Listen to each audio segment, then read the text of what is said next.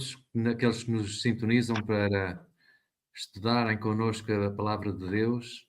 Aqui nas Palavras Cruzadas nós estamos desde há três semanas a estudar as profecias, as figuras, os símbolos, tudo o que a profecia nos transmite através da palavra de Deus. Hoje, a lição 4, vamos falar das nações. Vamos falar daquilo que aconteceu desde o princípio, desde o Gênesis, desde o Éden, até ao Apocalipse, e a maneira como Deus tinha estabelecido um plano para lidar com a humanidade. Inicialmente, quando criou Adão e Eva no jardim, era para que, a partir daquele Éden, daquele lugar especial, que nós acreditamos que seria magnífico em todos os aspectos, que o homem pudesse encher a terra, pudesse multiplicar-se e viver uma vida de felicidade, sem conhecimento do mal, sem o conhecimento do pecado. Sabemos que esse plano foi alterado e com a marcha do tempo acontece que o diabo, que tinha sido lançado na terra, conseguiu ludibriar Eva, ludibriar Adão, e dessa maneira entrou o pecado no mundo. A partir daí, o Jardim do Éden, que estava na terra, que estava na zona da Mesopotâmia, entre o rio Eufrates e o outro rio o Tigre. Pois bem, o Jardim do Éden ficou primeiro guardado para que o homem não pudesse entrar lá, mas os descendentes de Adão, os seus filhos, iam adorar a Deus perto do Jardim do Éden. Sabemos que depois, com a continuação, o Jardim do Éden foi removido e o homem começou a dar asa aos seus instintos pecaminosos, e a partir daí houve necessidade de destruir o mundo através do dilúvio. E porque a inimizade contra Deus era tal e o pecado era tal que Deus teve que se socorrer do método de destruição para que o pecado não enchesse a terra de uma forma avassaladora. E dessa forma sabemos que foram os filhos de Noé, e o próprio Noé também, que se salvaram na arca. Pois bem, acontece que depois os 3 filhos, Sem, Cam e Jafé, foram os homens que vieram a povoar a terra. E sabemos que foram eles que depois começaram a desenvolver-se e a espalhar-se por todo o crescente fértil, por toda a zona do Médio Oriente, e pouco a pouco virem para a África e a povoarem os continentes. Pois bem, a história da nossa lição começa de um nome, que é Nimrod. E este Nimrod, na lição, fala que era um homem de que nós podemos ler o texto que está em Gênesis 10. Quem é que era Nimrod? Nimrod, ele era bisneto de Noé. Era filho de Cush, que por sua vez era filho de Cã. Portanto, Nimrod quem foi? Ele era um homem que se desenvolveu, foi um homem muito poderoso, e diz aqui que era um poderoso caçador diante do Senhor. Isto é curioso porque nós, muitas vezes, quando vemos isto, vemos esta expressão também usada no caso de Esaú e no caso de Caim. Exato. E achamos estranho este ser poderoso caçador diante do Senhor. Parece que é uma coisa positiva, quer dizer, parece que era um homem, mas não, sabemos que não é assim. Todos os comentaristas dizem que este Nimrod era um homem que se desafiava diretamente, ou desafiou diretamente a autoridade de Deus, e pensa-se que foi sobre a sua direção que os homens começaram a construir a Torre de Babel. Exatamente. Era um homem enfim, um homem verdadeiramente contrário aos planos de Deus, contrário era um apóstata verdadeiramente, e um homem que se inspirava em Satanás, no fundo, para desafiar a autoridade de Deus. E sabemos que este que é o pecado da rebelião, é o pecado mais, digamos, que Deus mais abomina. Exato. Foi exatamente o pecado deste homem, que depois fundou várias cidades, como Nínive, que foi a capital da Assíria, uma cidade que também tem referências bíblicas como nós conhecemos, o caso de Jonas, etc. Mas era uma cidade, como Babilónia também, era uma cidade de grande perversidade também e de grande idolatria. E, portanto, esta história mostra-nos o quê? Mostra-nos que o homem entrega a si próprio, entrega as suas concupiscências, e se afastava cada vez mais do plano original da criação, do plano original de Deus no Éden. Pois bem. Ok. Pois, irmão Mário, muito obrigado. Fez uma exaustiva introdução. As Nações, parte 1.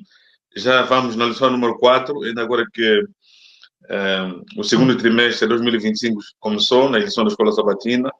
E para acrescentar, dizer que todos os relatos bíblicos após o Gênesis tratam de detalhes, e nem sempre, mas da história, de profecia, de assuntos que Deus inspirou aos seus escritores, que escolheu a dedo, mas tendo como verdade primária aquilo que está no Gênesis, ou seja, o Apocalipse e mesmo Daniel parecem ser livros que falam tanto tratam de assuntos como que se estivessem a relatar Gênesis ao contrário. E Exatamente. o plano humano de um governo mundial é antigo.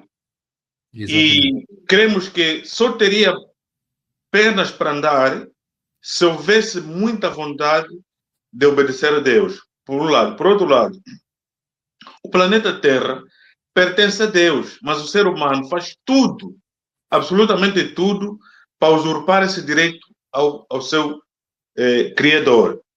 Contudo, embora Deus tenha colocado o plano, tenha colocado em marcha o plano da salvação só depois do pecado, o ser humano, na tentativa de se esquivar de Deus, de viver independente de Deus, ou seja, desse plano da salvação, tem criado várias formas de autogoverno. Por isso é que surge essa palavra ou essa expressão, as nações, que em grego é mais ou menos gentio. E embora em Daniel 7,14 Deus terá dito que, através de Daniel, que foi o domínio, a glória e o reino são para as pessoas são para todos os povos e nações e línguas que servem a Deus, e o domínio eterno só será de Deus depois de todo o mal ser extirpado. O ser humano não se detém nessas passagens, como é que eu digo, não perde tempo em meditar nisso e vai tentando vários autogovernos a nível mundial, mas infelizmente tem caído esses planos de saco roto. Dizer que longe de Deus não há plano de governo mundial perfeito. A raiz da grande falha humana, do fracasso do ser humano, foi desde Eva a vontade de se substituir a Deus. Deus Exato. disse para não comer daquele fruto, mas Eva olhou para o fruto e o que é que ela disse? Ela diz que ela viu, diz que era boa, o fruto era bom de ver e seria bom para comer. E assim como a expressão é a mesma que é usada quando Deus cria e que diz que e viu Deus que era bom. Eva viu que o fruto que Deus lhe tinha proibido de comer era bom. Portanto, vejam que há uma contradição exatamente entre uma coisa e outra. Aquilo que Deus disse para ela não fazer foi exatamente o que ela encontrou como sendo bom para fazer. E esta é a raiz do grande drama da humanidade. Esta é a raiz do grande drama do diabo também no céu, de Lúcifer, e depois de Eva, e no fundo acaba por ser também o nosso drama quando desobedecemos a Deus. E ao longo da história humana tem sido sempre este o problema. Primeiro, com o povo de Israel também, que nós estudamos na lição, não é verdade? E vamos ao início do chamado daquele homem especial, do pai da fé, que é chamado para quê? Para constituir um povo especial, um povo que, qual seria a missão desse povo? Primeiro era honrar a Deus, era manifestar aos outros e mostrar aos outros a vontade desse Deus, que era, no fundo, obedecer às suas leis, aos seus mandamentos, às suas leis diversas. Não é só a lei, enfim, dos 10 mandamentos. Sabemos que existiam leis sociais, leis humanas, e se essas leis fossem cumpridas, o homem viveria de uma forma próxima dos valores que Deus lhe tinha incutido. E esse seria o plano ideal de Deus para o seu povo. Mas, para isso chamou Abraão, como eu estava a dizer, não é verdade? Abraão, saiu de Harã, ele era duro dos caldeus, mas já o seu pai Tera tinha migrado para o norte, para Harã, para a Mesopotâmia, e depois saiu de lá para uma cidade, para uma terra, aliás, que Deus que lhe havia de indicar. Não é? Exatamente. Sabemos que a história ele vai peregrinar, vai com o seu sobrinho Ló, depois, enfim, acontecem muitos episódios que agora, enfim, nós não vamos demorar-nos neles, mas o que importa saber é que este povo depois vai para o Egito, já com o neto Jacó, o neto de Abraão, etc. Vai para o Egito e o que é que acontece? Fica refém e é escravo, é escravizado no Egito. E Deus suscita um homem, um libertador, que é Moisés. E este Moisés, em Deuteronômio, quando acontece um episódio em que os espias são enviados à Terra Prometida e vêm com uma descrição terrível de que aquela terra era uma terra de gigantes, era uma terra terrível, nós não conseguiremos, como povo, não conseguiremos nunca derrotar aqueles gigantes, etc. Quando acontece isto, Moisés vai pedir a Deus perdão por esta descrença do povo e vai dizer-lhes assim: eis que vos tenho ensinado estatutos e juízos, como mandou o Senhor meu Deus, para que assim façais no meio da terra que possais a possuir. Não vos esqueçais da aliança do Senhor, não façais nunca imagens de escultura, etc, etc, etc. Portanto, Moisés vai-lhes dizer que se aquele povo que ele conduziu até ali fosse um povo obediente, que obedecesse aos estatutos e aos mandamentos que Deus lhes tinha indicado, seria sempre um povo especial, um povo abençoado. Mas vemos que Israel se vai afastar deste propósito. Já no deserto foi assim, mas mais tarde, no desenvolvimento, daí com a passagem dos anos e com o estabelecimento na Terra Prometida, portanto, Israel vai mais tarde, como vamos ver nas lições seguintes, vai pedir um rei, que era qualquer coisa que Deus não tinha em mente de ser bom para eles, para a sua felicidade, mesmo nesta terra, e vai mesmo assim, Deus satisfaz a sua vontade, mas o que é que nós vemos aqui? Vemos que era um povo que se afastava sempre da vontade de Deus. Queria imitar os povos que viviam à sua volta, que eram povos a quem ele devia influenciar. E Deus pedia-lhes para os influenciarem, para lhes mostrarem os verdadeiros valores, e o que é que acontecia? Eles assimilavam esses valores e eles tornavam-se idólatras muito facilmente. Isto é uma coisa impressionante, que nós achamos impressionante, porque realmente, com os milagres, com toda a história que o povo conhecia, com os livramentos do Egito e outros que Deus, com o maná, etc, etc, etc, mesmo assim, o povo era rebelde, o povo estava em rebelião permanente com Deus. Então, vemos que, e isto nós estamos a fazer a história das nações, não é verdade? Exato. Sabemos que existe sempre um plano. Deus vai se moldando, Deus, nós já vimos isso na lição passada, Deus não estipula no homem, nem o obriga a seguir o plano dele. Ele tem um plano, mas dá a escolha, a primazia e respeita a vontade do povo e a vontade de cada um de nós. Se essa vontade é não lhe fazer a vontade, Deus respeita essa vontade. E depois vai alterar o seu procedimento mediante o caminho que o homem vai seguindo. Exato. Primeiro eram os juízes, não é verdade? Mas depois o povo vai pedir a Samuel, vai pedir o quê? Vai pedir Um um rei. rei. Os anciãos vão pedir um rei. E depois Deus diz a Samuel: não te preocupes, Samuel, não é a ti que eles estão a rejeitar, é a mim. Eles querem um rei porque querem ser iguais aos outros. Eles querem ser iguais aos povos que estão aqui à volta. Portanto, vemos bem como Deus se adaptou, como Deus adaptou às circunstâncias pecaminosas do homem, Deus adaptou o seu plano. E sempre tinha, em qualquer destas circunstâncias, vai apresentar sempre uma solução para os problemas. Não é? Vai apresentar sempre Exatamente. essa solução. Pois, muito bem, irmão. E nós vemos que Abraão, esse nome ele fica bem, amigo de Deus, pai da fé, foi chamado porque nisso do homem sempre querer viver independente de Deus, e como disse bem o irmão Mário, Deus encontrou, não, Deus nunca foi apanhado de surpresa. Em função das respostas que o homem e as nações, né, aqui os gentios, né, entre aspas, vão dando a obediência a Deus ou não, Deus apresenta sempre a alternativa. Abraão, visto no coração como sendo puro, justo, íntegro diante de Deus, podia ser esse que a partir dele se formaria uma nação que tinha que ser diferente do seu antepassado Nimrod. Mas, infelizmente, Israel, que devia conhecer as verdades e obedecê-las, não o fez, porque em Deuteronômio 4:6, as nações deviam dizer: este povo é gente sábia e inteligente se obedecessem o assim diz o Senhor. E a pergunta não ficou no passado, continua agora.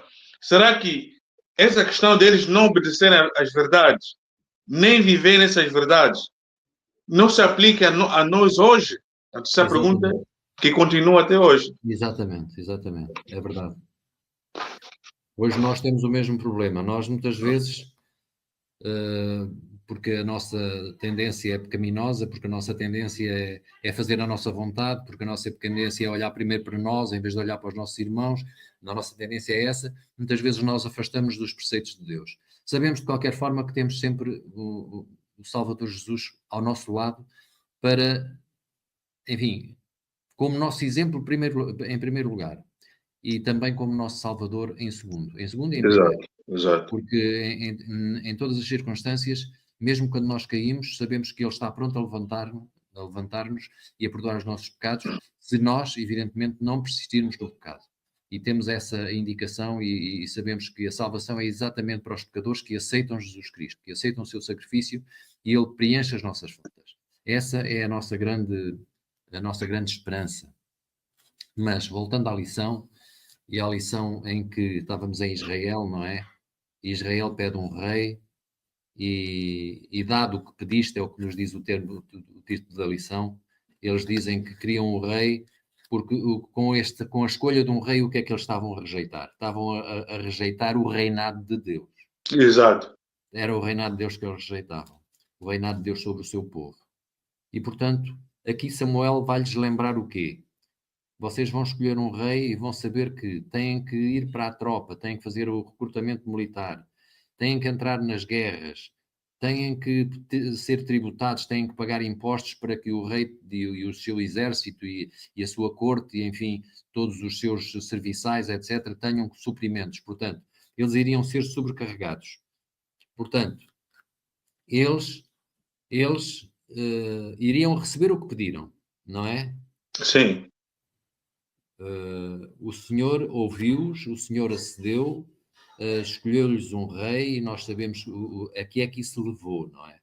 Levou a mais problemas, a mais rejeição e sabemos que, infelizmente, a maior parte dos reis, quer do rei que depois deu origem à divisão depois de Salomão, não é? A divisão de Israel no reino do norte e no reino de Samaria, de Samaria e de Judá. Portanto, isto levou digamos, à divisão do povo de Deus e levou também a que a maior parte dos reis fossem reis de grande idólatras, reis que inclusivamente alguns deles chegaram a sacrificar os filhos. Exato. Aqui na lição. Isso é uma coisa tremenda. O povo de Deus, o povo que tinha a história dos profetas, dos patriarcas, e mesmo assim esse povo entra, através dos seus reis, em pecados tremendos. Nós vemos com o rei Acabe, por exemplo, com Jezabel, etc., vemos o estado a que chegou o povo de Deus, não é verdade?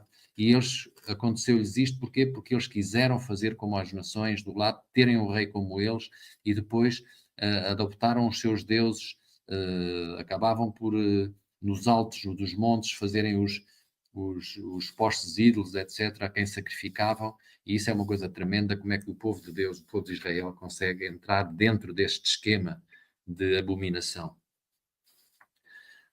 Mais tarde, a história continua, e agora vamos chegar ainda para nós percebermos como é que ao longo da história as nações têm evoluído, não é?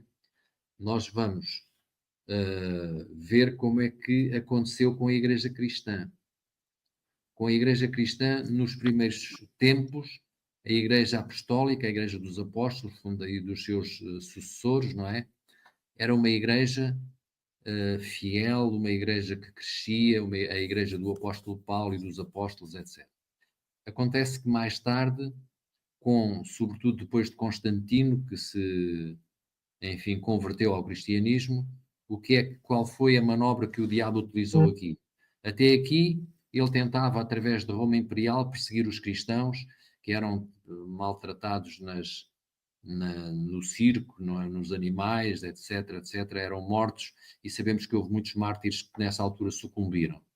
Depois de Constantino, a artimanha do diabo foi outra. Foi de infiltrar as doutrinas pagãs no meio da igreja. E então começou a idolatria, começou a mudança do sábado para o domingo, e tudo isso foi uma maneira de misturar a verdade com o erro, para que dessa forma, mais uma vez, proliferasse o erro, proliferasse. Exatamente.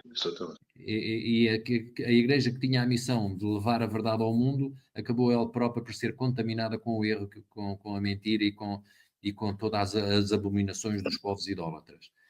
Pois bem. Exatamente. Infelizmente, o ser humano, às vezes, mesmo adulto, ou mesmo, tanto falo aqui de pessoas já adultas, né? Às vezes, como indivíduo, ou como nações, ou conjunto, ou grupos, têm comportamentos que se parecem a crianças ainda infantis. Por exemplo, uma criança, a gente diz assim, olha, não coloque o prego no furo da tomada elétrica, porque depois vai para um esticão, pode tirar um incêndio ou isso, aquilo. Ou não pegues no... Qualquer coisa assim. A gente está a inibir, está a impedir, né? Está a avisar que a criança não faça isso, mas ela chora, esperneia tanto, e se deixarmos, né? Ela até queima e as consequências estão aí. Ela queima e nós o que vamos fazer? Levar ao hospital para curar. Ou seja, vocês pediram um rei pagão. A minha vontade, Deus, parafrasear, a minha vontade é vos conduzir. Vocês comigo estão bem. Agora, vocês pediram um rei, então está aí. Como você, ou seja, o que vocês veem, as nações circunvizinhas vossas, vos parece boa coisa, então o que vocês pediram está aí. Aquilo que comigo não teriam, com o rei terão. E passaram a sofrer. E depois, é assim,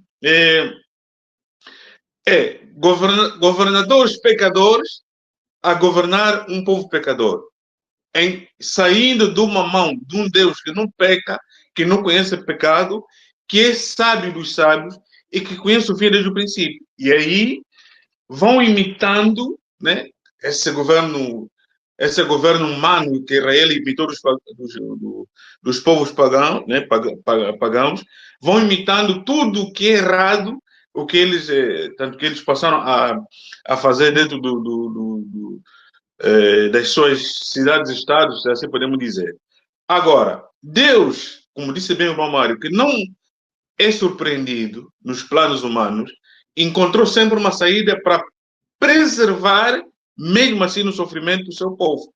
Exatamente. Depois de muita idolatria, Israel parou no exílio babilônico, onde pelo menos ficou disciplinado, e aqueles que voltaram seguiram um plano, né, não 100% bom, mas pelo menos o Messias iria nascer do descendente da mulher, tanto da tribo de Judá.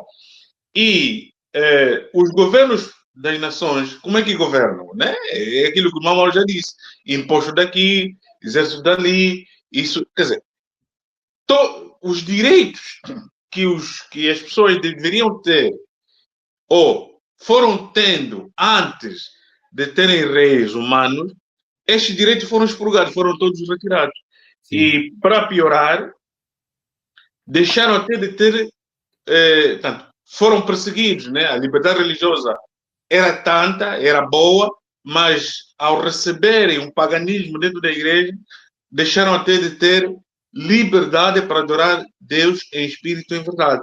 Porque quando o paganismo entrou para a igreja, o Estado, a igreja se juntou ao Estado.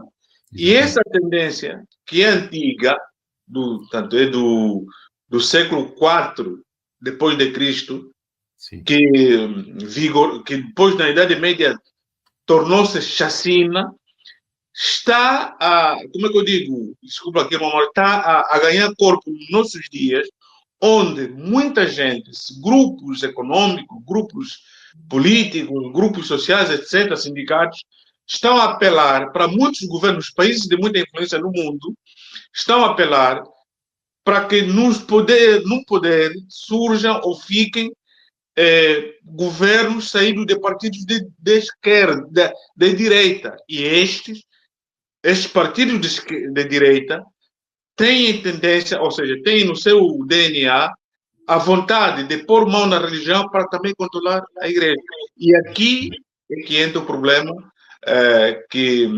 onde Deus diz que só quando a pedra bater nos pés da estátua, aí sim o meu governo, o meu reino eterno não será destruído. Porque a tendência que nós vemos hoje é chamar o governo para a igreja, para o governo controlar a igreja, em vez de ser laica ou suficientemente independente, depender só de Deus. A nossa lição está a aproximar-se da parte do apogeu, da parte final. Exato. Mas nós, como o povo, o objetivo de Deus ao criar a nação de Israel era mostrar ao mundo aquilo que era a vontade de Deus. Não era, evidentemente, condenar os outros, mas era salvá-los. E hoje, nós, que somos os cristãos que guardam os mandamentos de Deus e que têm a fé de Jesus, são uma minoria, mas temos, exatamente como tinha o povo de Israel, a missão de levar esta luz àqueles que não conhecem, aos gentios. E nós somos instigados realmente a levar ao povo esta mensagem. E a mensagem é adorar a Deus. É a mensagem do terceiro anjo, não é verdade? Que adorai o Deus que fez o céu, a terra e o mar e as fontes das águas e tudo aquilo que neles há. Portanto, adorarmos a Deus como Deus Criador, quando vivemos numa sociedade em que não se acredita na criação, acredita-se na evolução, não é verdade? Nas escolas é isso que se ensinam aos miúdos, etc. E nós temos a missão de chamar a atenção para o Deus Criador. O Deus Criador é também o Deus Salvador, Jesus Cristo. E nós temos essa missão. Aqueles que guardam os mandamentos de Deus e têm a fé de Jesus. Portanto, vemos que ao longo, há uma passagem de Isaías que nos em 49:6, que diz: também te dei como luz para os gentios, para seres a minha salvação até à extremidade da terra. Portanto, esta era a missão que Deus tinha dado ao povo de Israel e que nos dá a nós hoje, que é ser luz para os gentios, para seres a minha salvação até à extremidade da terra. E depois o apelo do Apocalipse que nos diz: retirai-vos dela, povo meu, de Babilónia, não é? Para não seres cúmplices dos seus pecados e não participares dos seus flagelos, portanto, das suas pragas. Nós temos esta indicação de que não podemos, temos que sair de dentro de Babilónia, isto é, não podemos participar, não podemos ser pagãos, não podemos ser idólatras, porque Deus abomina aqueles que o são. E nós, se queremos estar do lado certo, temos que estar aqui, do lado da minoria sim, mas do lado de Jesus Cristo. E essa é a nossa posição e deve ser a nossa posição, para dessa maneira podermos ser a luz para os gentios. Ok, para terminar, gostaria de dizer que quando Deus escolheu Israel, buscando Abraão primeiro, depois isso só se cumpriu em Isaac, e Isaac só se cumpre em Jacob, o pai das 12 tribos. Quando Deus chamou Israel para estabelecer uma nação, não foi com o propósito de Israel condenar o mundo, mas para que o mundo fosse salvo através de Israel. E dito muito bem, como o irmão Mário já disse, né, frisou há pouco, desculpem, Apocalipse 14:6, está nas nossas mãos pregar as boas novas, adorar a Deus, aquele que fez o céu e a terra e tudo que nele há, porque é chegada a hora do seu juízo. É nos remeter a Gênesis, adorar a Deus, contemplar o Criador, aliás, a criação, e viver em obediência estrita, não para sermos salvos, mas porque já fomos salvos pelo sangue de Cristo, e isso ser mesmo luz para as nações à nossa volta. Porque se nós, que já temos essa luz, e não é pouco, é muita luz, nos embrulharmos entre nós, a paz vai virar, mas vai levar tempo, mas Deus, que não se deixa enganar, vai usar os dispostos, as pessoas disponíveis, o povo disponível, aqueles que temem no sangue, na prática, na verdade, no dia a dia a Deus, para que os gentios, né, realmente cheguem ao conhecimento da mensagem dos 3 anjos. Por isso, termino dizendo que não podemos ser nós a nos convertermos, entre aspas, ao Constantino. É Constantino, também entre aspas, que deve se converter a nós, porque nós temos a verdade. Isso é fácil, não é? É duro, vai ser muito duro, vai ser muito complicado, mas quem com Deus ajunta, colhe. Mas quem com Deus não ajunta, só vive em espalhar, e o fim pode ser trágico. Portanto, foi um prazer e espero que esse pouco sumo de laranja que nós esprememos aqui, os nossos amados amigos e ouvintes que nos assistem, possam depois, ao longo do né, posterior aqui ao estudo, degustar da melhor forma, porque há aqui muita coisa ainda que devíamos ter falado, mas o tempo não nos permite. Muito bem.